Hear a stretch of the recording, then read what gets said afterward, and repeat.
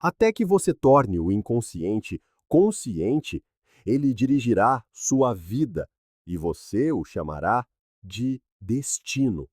O aviso de Carl Jung ecoa através do tempo como um sussurro fantasmagórico, invisível, mas onipresente, moldando destinos de maneiras que a maioria das pessoas jamais percebe.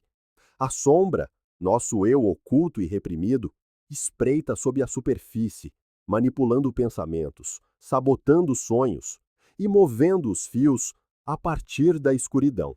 Aqueles que a ignoram não escapam dela. São apenas suas marionetes. Olhe ao redor e você verá a sombra em ação por toda parte. O homem que se gaba de sua virtude, mas secretamente se entrega aos mesmos vícios que condena. A mulher que prega o amor e a luz enquanto ferve, com um ressentimento não dito. A pessoa que culpa o mundo por seus infortúnios, cega para seus próprios padrões destrutivos. Isso não são coincidências. São as forças inconscientes em jogo, conduzindo as pessoas à sua própria ruína, enquanto elas permanecem beatificamente inconscientes. Jung não falava da sombra como uma mera teoria psicológica. Ele a via como uma realidade fundamental da existência humana. É a parte de você que você se recusa a reconhecer, os pensamentos que você suprime, os impulsos que você finge não existirem. E, no entanto, como um lobo à espreita na escuridão, ela observa, ela espera, e quando ataca, o faz com precisão, muitas vezes no momento em que você menos espera. Considere os mitos antigos, aquelas histórias atemporais, que nos alertaram sobre os perigos de ignorar nossa natureza mais sombria. O trágico herói grego que, em sua arrogância, nega suas falhas apenas para ser desfeito por elas. O monstro que espreita nas profundezas, que só se fortalece quanto mais tempo é deixado sem desafio. Estes não são meros contos, são reflexos de uma verdade psicológica. Aquilo que permanece oculto não desaparece. Ele infecciona, ele cresce, e quando finalmente emerge, o faz com uma força que pode destruir tudo em seu caminho. A vida moderna não tornou a sombra menos perigosa. Pelo contrário, tornou-a mais enganosa. A sociedade recompensa aqueles que suprimem sua escuridão, que apresentam uma versão perfeita e curada de si mesmos, enquanto enterram suas verdadeiras emoções sob camadas de fingimento. Mas a verdade não pode ser enterrada para sempre. Quanto mais você nega sua sombra, mais poder ela ganha. Ela se infiltra em suas escolhas, em seus relacionamentos, em seus fracassos. É a raiva inexplicável que explode sem aviso, a autossabotagem que arruína oportunidades, a inveja que envenena amizades. Ignorar a sombra não é apenas ser cego a uma parte de si mesmo, é ser governado por ela. O inconsciente não negocia. Ele não se importa com suas ilusões de controle. Se você se recusar a enfrentá-lo voluntariamente, ele se imporá a você de maneiras que você não pode prever. E quando esse momento chegar, você não se reconhecerá no caos que se seguirá. E assim, a questão não é se você tem uma sombra. Você tem. A questão é: você a enfrentará antes que seja tarde demais? A maioria das pessoas passará a vida inteira fugindo de sua sombra, confundindo suas máscaras cuidadosamente construídas com seu verdadeiro eu.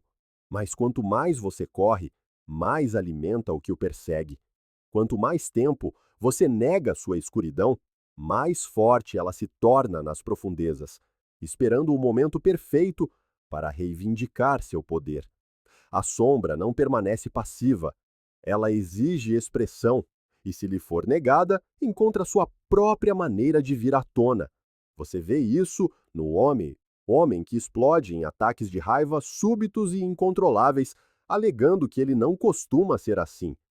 Você vê isso na mulher que não consegue explicar por que continua sabotando seus próprios relacionamentos. Você vê isso naqueles que dedicam suas vidas a condenar os mesmos pecados que eles próprios cometem em segredo. Eles não estão no controle. Algo profundo dentro deles está. E, no entanto, a verdadeira tragédia não está nessas erupções de escuridão inconsciente. A verdadeira tragédia reside naqueles que nunca sequer suspeitam que algo dentro deles está em guerra. Eles racionalizam seus infortúnios, encontrando causas externas para cada fracasso.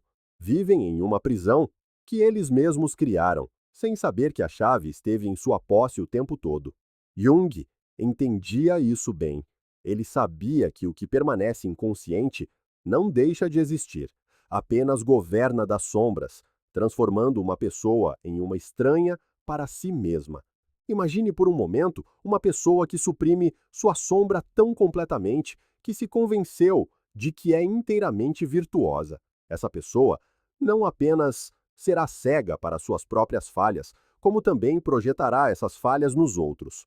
Ela se tornará hiperconsciente do mal no mundo, apontando a escuridão nos outros, enquanto falha em vê-la em si mesma.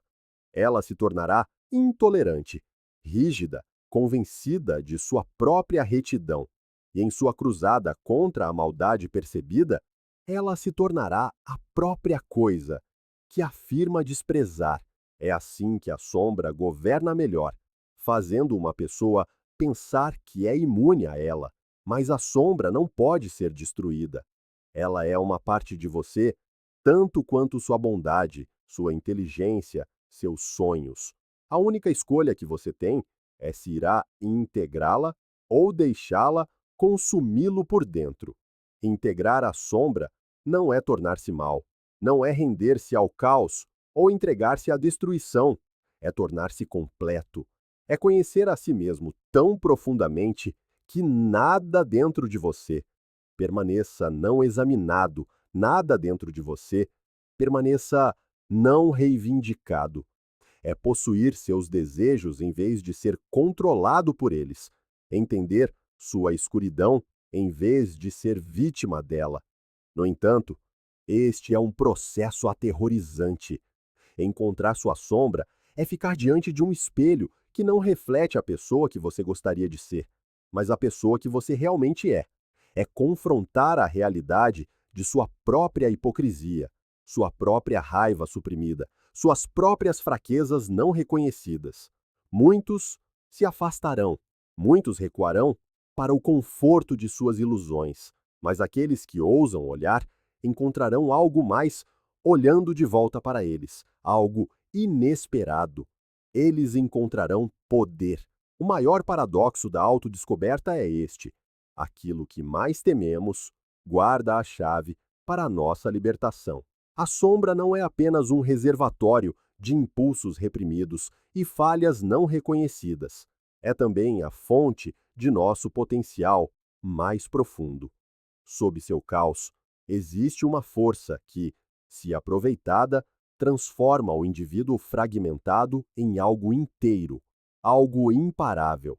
Mas para alcançar esse poder, é preciso estar disposto a descer ao abismo. A maioria não estará. A maioria escolherá o caminho bem iluminado da convenção, apegando-se ao seu frágil senso de virtude, aterrorizada com o que poderia encontrar se olhasse muito de perto para si mesma. A sociedade encoraja essa cegueira. Desde a infância, somos ensinados a filtrar nossas emoções, a suprimir nossos instintos, a descartar as partes de nós mesmos que não se encaixam no molde aceito. Somos recompensados pela conformidade, pela polidez, pelo autocontrole. E assim a sombra cresce em silêncio, escondida sob camadas de decoro aprendido. E, no entanto, ela nunca desaparece de verdade. Ela espera, encontrando expressão das maneiras mais insidiosas. Revela-se no homem que se dedica ao altruísmo, mas internamente ferve de ressentimento pelas pessoas que ajuda. Revela-se na mulher que se orgulha da bondade, mas secretamente gosta de depreciar os outros sob o disfarce de preocupação. Revela-se no cidadão aparentemente perfeito, que segue todas as regras, apenas para ser atormentado por sonhos violentos, ansiedades inexplicáveis e uma sensação persistente de que algo dentro dele permanece por realizar. Ignorar a sombra é viver uma vida dividida. A mente consciente acredita em uma coisa, mas o inconsciente sussurra outra.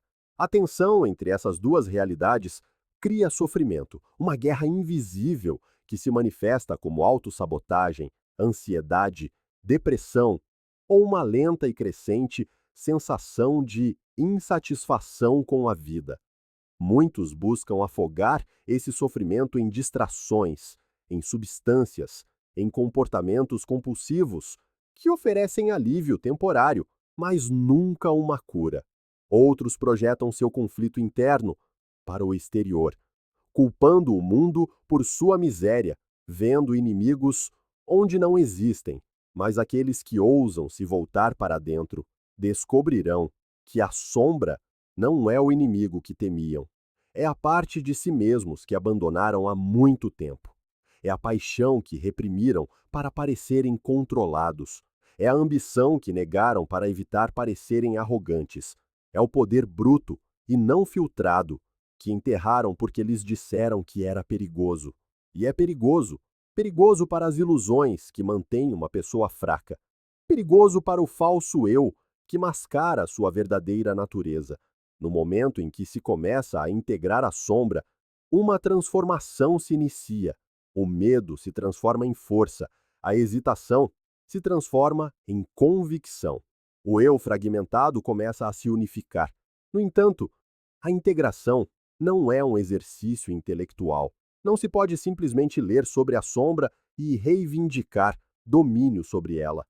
Ela deve ser confrontada diretamente, vivenciada visceralmente, deve ser arrastada das profundezas, examinada à luz e finalmente abraçada.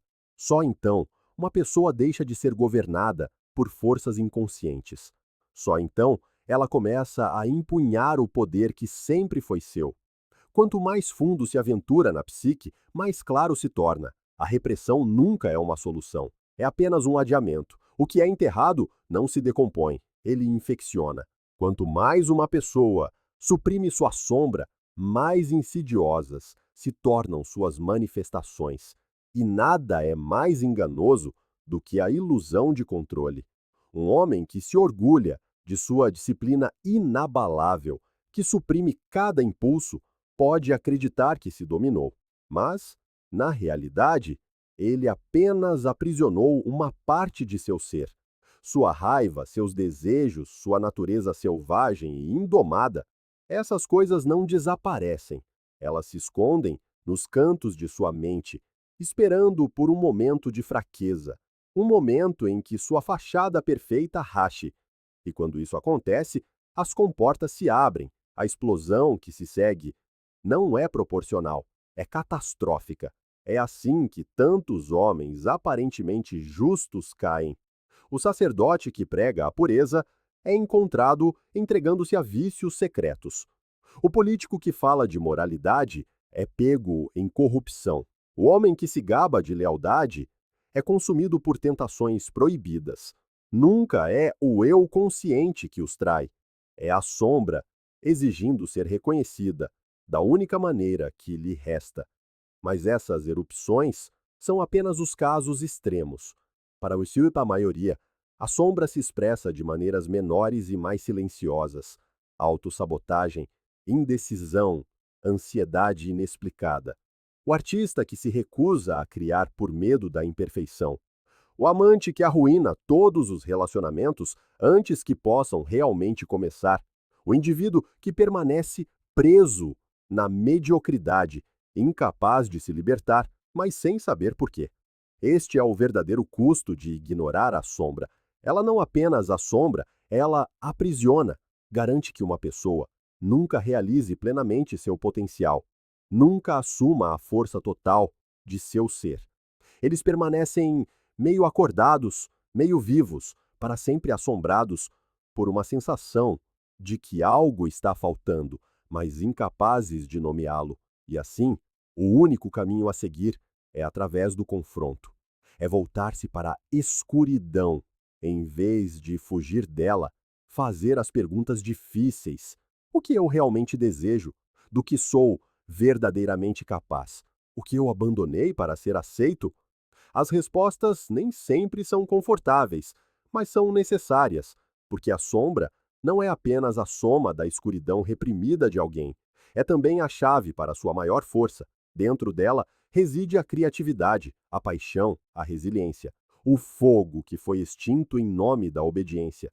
Integrar a sombra não é tornar-se um monstro, é tornar-se inteiro, recuperar o que foi perdido, pegar a energia bruta e indomada que espreita sob a superfície e forjá-la em algo imparável. Mas poucos seguirão este caminho. A maioria continuará a suprimir, a ignorar, a se enganar, acreditando que suas máscaras cuidadosamente construídas são suficientes. E por um tempo, eles podem ter sucesso, mas no final, a sombra sempre encontra uma maneira de se fazer conhecida. A única questão é se ela será reconhecida voluntariamente ou se irromperá quando menos se espera, estilhaçando a ilusão de controle da maneira mais violenta possível.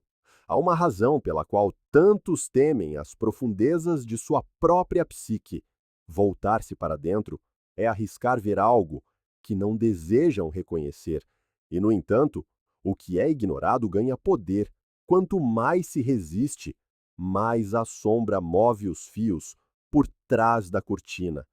Ela não desaparece, ela espera. Todo homem que suprime sua raiva se convence de que é virtuoso, que conquistou seus instintos mais básicos. Mas isso é uma mentira. A raiva não se dissolve. Ela se transforma.